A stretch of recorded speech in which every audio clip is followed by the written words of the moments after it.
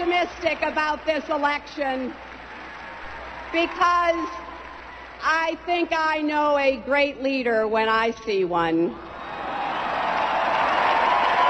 And so does America. In 1992 and 1996, Americans chose a president who left our country in better shape than when he took office.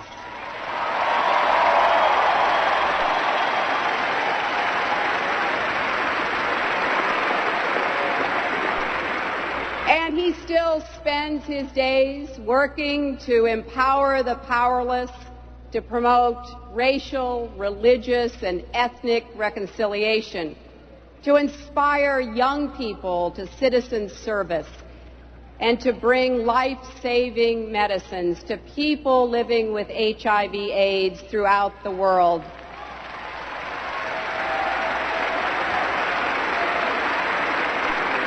He showed Democrats how to win again, and so will John Kerry. Please welcome the 42nd President of the United States, Bill Clinton.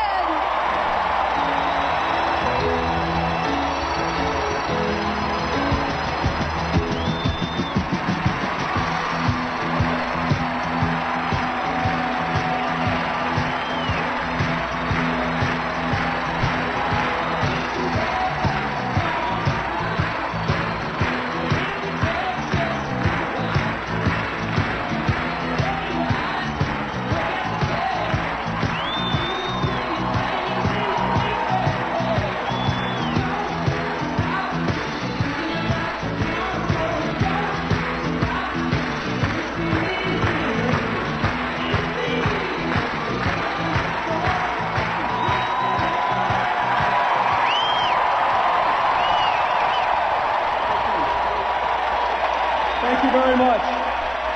Thank you, ladies and gentlemen. Thank you. Calm down.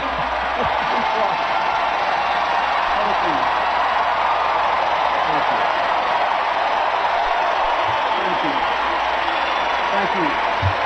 Ladies and gentlemen, I am honored to be here with you. I am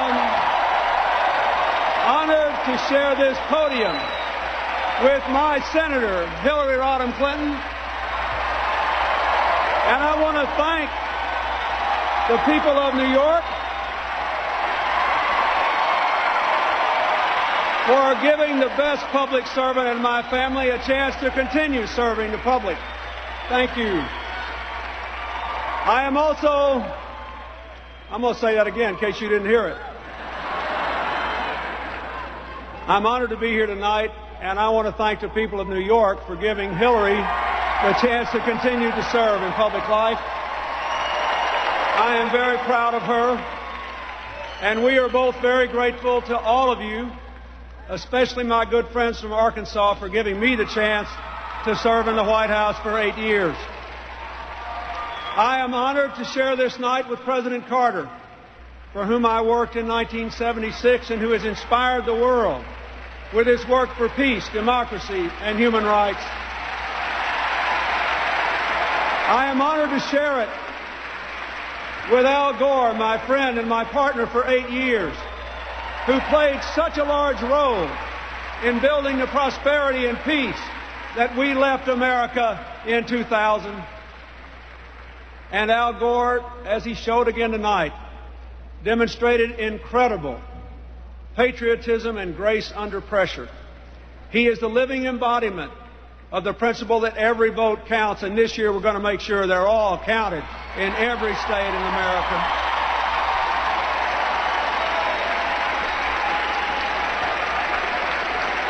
My friends, after 3 conventions as a candidate or a president, tonight I come to you as a citizen, returning to the role that I have played for most of my life, as a foot soldier in our fight for the future, as we nominate in Boston a true New England patriot for president. Now this state who gave us in other times of challenge John Adams and John Kennedy, has given us John Kerry, a good man, a great senator, a visionary leader. And we are all here to do what we can to make him the next President of the United States. My friends, we are constantly being told that America is deeply divided. But all Americans value freedom and faith and family. We all honor the service and sacrifice of our men and women in uniform in Iraq, Afghanistan, and throughout the world. We all want good jobs, good schools, health care, safe streets, a clean environment.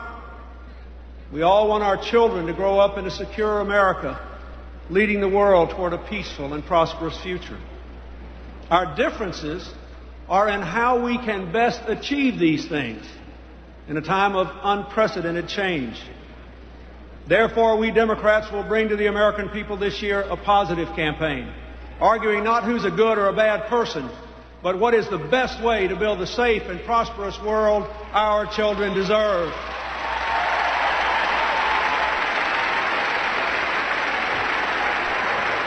The 21st century is marked by serious security threats, serious economic challenges, and serious problems, from AIDS to global warming to the continuing turmoil in the Middle East.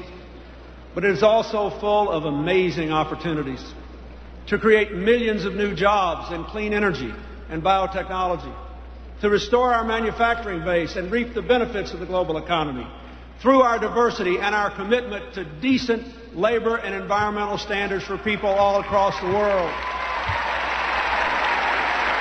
And to create a world where we can celebrate our religious, our racial, our ethnic, our tribal differences, because our common humanity matters most of all.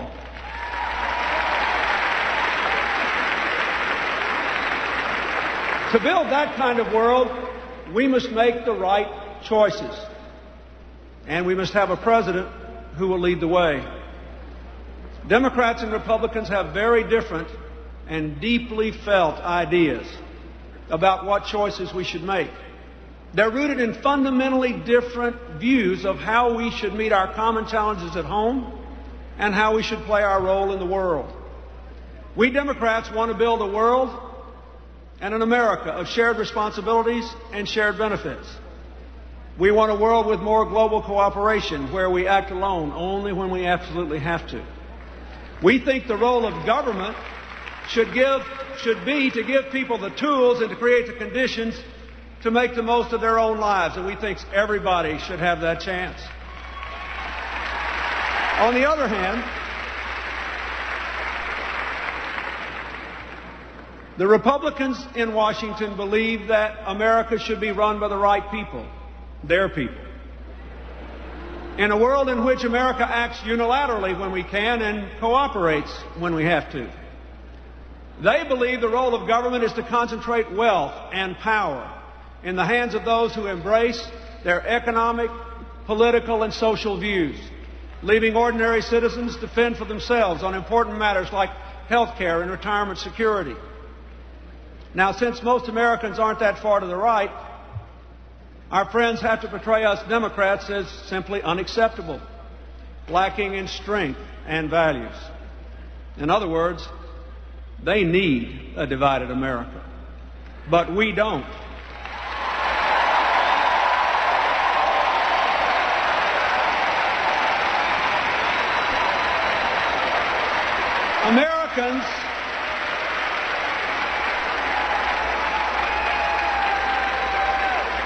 Americans long to be united. After 9/11, we all just wanted to be one nation. Not a single American on September the 12th, 2001 cared who won the next presidential election. All we wanted to do was to be one country, strong in the fight against terror, helping to heal those who were wounded and the families of those who lost their loved ones, reaching out to the rest of the world so we could meet these new challenges and go on with our democratic way of life. The President had an amazing opportunity to bring the country together under his slogan of compassionate conservatism, and to unite the world in the struggle against terror. Instead, he and his congressional allies made a very different choice. They chose to use that moment of unity to try to push the country too far to the right and to walk away from our allies, not only in attacking Iraq before the weapons inspectors had finished their work, but in withdrawing American support for the Climate Change Treaty and for the International Court on War Criminals and from the Anti-Ballistic Missile Treaty and from the Nuclear Test Ban Treaty.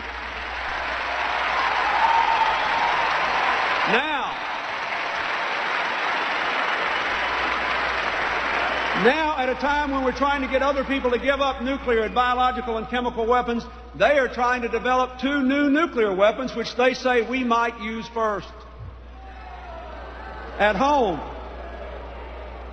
the President and the Republican Congress have made equally fateful choices, which they also deeply believe in.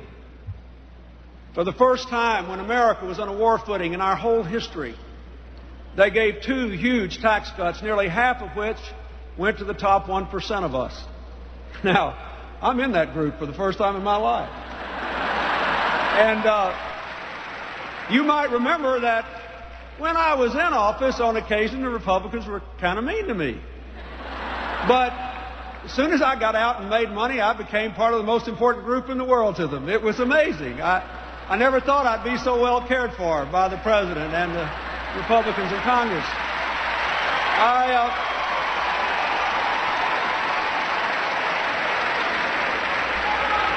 I almost sent them a thank you note for my tax cuts until I realized that the rest of you were paying the bill for it, and then I thought better of it. Now, look at the choices they made. Choices they believed in. They chose to protect my tax cut at all costs, while withholding promised funding for the Leave No Child Behind Act, leaving 2.1 million school children behind. While they chose to protect my tax cut, while cutting 140,000 unemployed workers out of their job training programs, 100,000 working families out of their child care assistance, and worst of all, while cutting 300,000 poor children out of their after-school programs when we know it keeps them off the streets, out of trouble, in school, learning, going to college, and having a good life.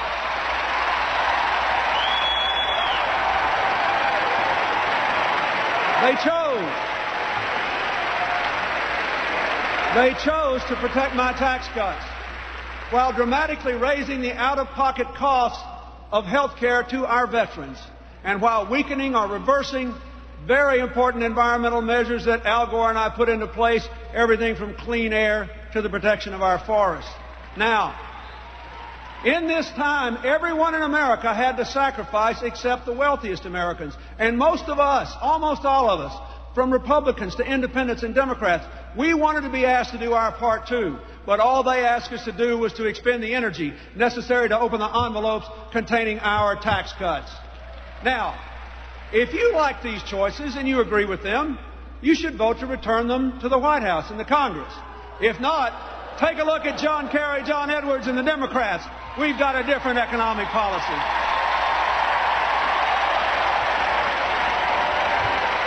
In this year's budget,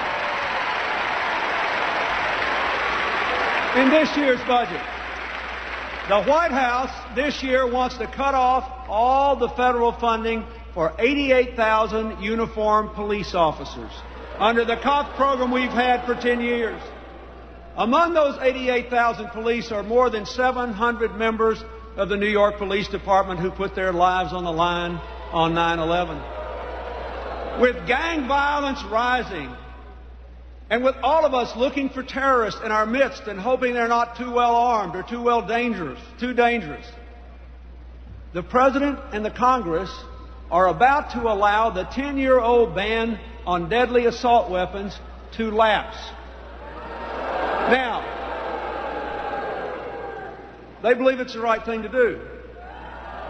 But our policy was to put more police on the street and to take assault weapons off the street. And it gave you 8 years of declining crime and 8 years of declining violence. Their policy is the reverse. They're taking police off the streets while they put assault weapons back on the streets. Now, if you agree with that choice, by all means, vote to keep them in office. But if you don't, join John Kerry, John Edwards, and the Democrats in making America safer, smarter, and stronger again.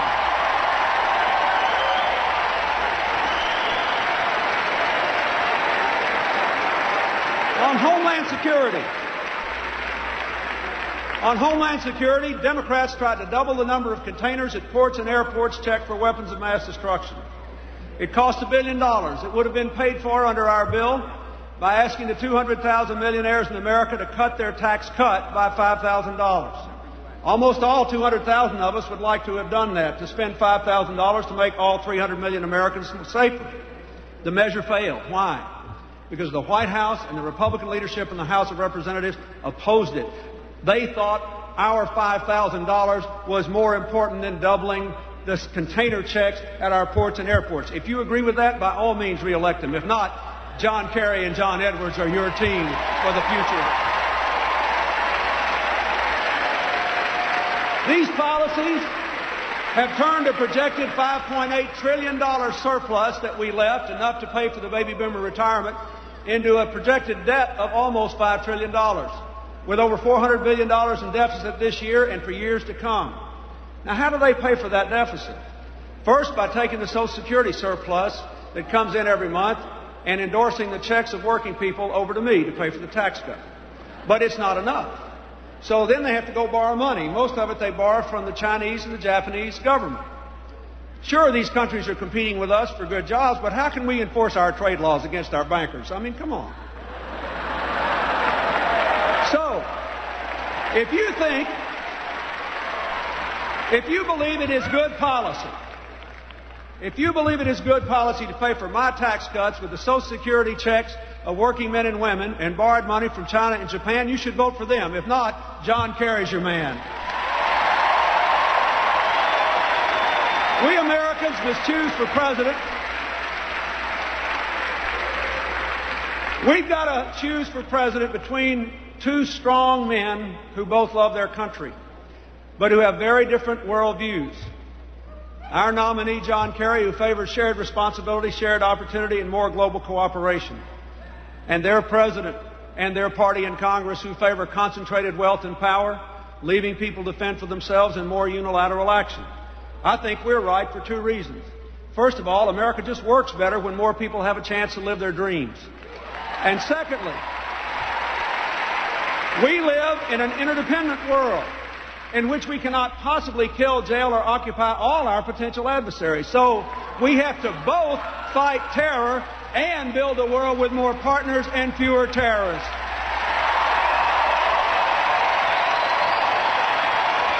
Now, we tried it their way for 12 years. We tried it their way for 12 years. We tried it our way for 8 years. Then we tried it their way for 4 more. But the only test that matters, whether people were better off when we finished than when we started, our way works better. It produced over 22 million good jobs, rising incomes for the middle class. Over 100 times as many people moved from poverty into the middle class. More health care, the largest increase in college aid in 50 years, record home ownership, a cleaner environment, 3 surpluses in a row, a modernized defense force, strong efforts against terror, and a respected America in the world. It worked better. More importantly, we have great new champions in John Kerry and John Edwards. 2 good men with wonderful wives. Teresa, a generous and wise woman who understands the world we're trying to shape. And Elizabeth, a lawyer and mother who understands the lives we're trying to live. Now, let me tell you what I know about John Kerry. I've been seeing all the Republican ads about him. Let me tell you what I know about him. During the Vietnam War, many young men, including the current president, the vice president, and me, could have gone to Vietnam and didn't. John Kerry came from a privileged background. He could have avoided going too, but instead, he said, "Send me."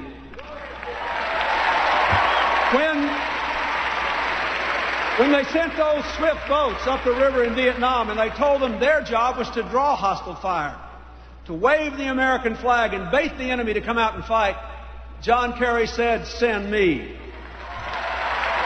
And then, on my watch, when it was time to heal the wounds of war and normalize relations with Vietnam and to demand an accounting of the POWs and MIAs we lost there, John Kerry said, "Send me." Then, when we needed someone to push the cause of inner-city children struggling to avoid a life of crime, or to bring the benefits of high technology to ordinary Americans, or to clean the environment in a way that created new jobs, or to give small businesses a better chance to make it, John Kerry said, "Send me." So tonight, my friends, I ask you to join me for the next 100 days in telling John Kerry's story and promoting his ideas. Let every person in this hall and like-minded people all across our land say to him what he has always said to America: "Send me."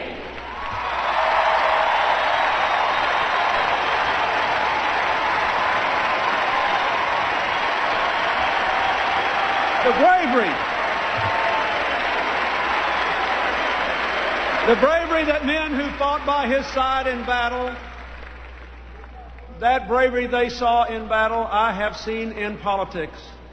When I was president, John Kerry showed courage and conviction on crime, on welfare reform, on balancing the budget, at a time when those priorities were not exactly the way to win a popularity contest in our party.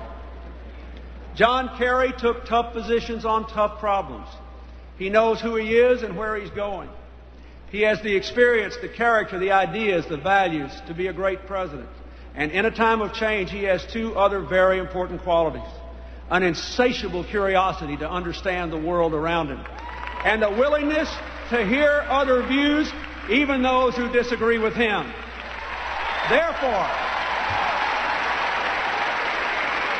Therefore, John Kerry will make choices that reflect both conviction and common sense. He proved that when he picked John Edwards to be his partner. Now, everybody talks about John Edwards' energy and intellect and charisma. You know, I kind of resent him.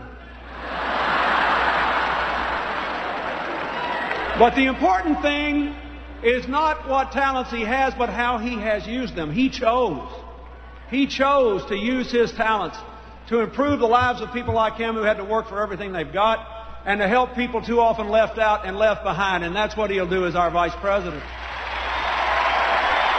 Now, their opponents will tell you we should be afraid of John Kerry and John Edwards because they won't stand up to the terrorists. Don't you believe it? Strength and wisdom are not opposing values.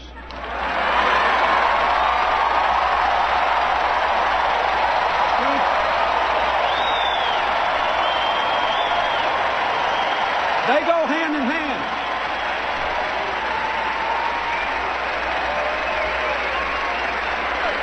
They go hand in hand, and John Kerry has both. His first priority will be to keep America safe. Remember the scripture, "Be not afraid." John Kerry and John Edwards are good people with good ideas. Ideas to make the economy work again for middle-class Americans, to restore fiscal responsibility, to save Social Security, to make health care more affordable and college more available, to free us from dependence on foreign oil and create new jobs with clean energy and a cleaner environment, to rally the world to our side in the war against terror, and to make a world with more friends and less terror. My friends, at every turning point in our history, we, the people, have chosen unity over division, heeding our founders' call to America's eternal mission to form a more perfect union, to widen the circle of opportunity, deepen the reach of freedom, and strengthen the bonds of our community. It happened every time because we made the right choices. In the early days of the Republic, America was divided and at a crossroads, much as it is today. deeply divided over whether or not to build a real nation with a national economy and a national legal system. We chose to build a more perfect union. In the Civil War, America was at another crossroads, deeply divided over whether to save the Union and end slavery. We chose a more perfect union. In the 1960s, when I was a young man, we were divided again over civil rights and women's rights. And again, we chose to form a more perfect union. As I said in 1992, I say again tonight, we are all in this together. We have an obligation both to work hard and to help our fellow citizens. An obligation both to fight terror and to build a world with more cooperation and less terror. Now again, it is time to choose. Since we're all in the same boat, we should choose a captain of our ship who is a brave, good man, who knows how to steer a vessel through troubled waters to the calm seas and the clear skies of our more perfect union. That is our mission. So let us join tonight and say to America in a loud, clear voice, send John Harris.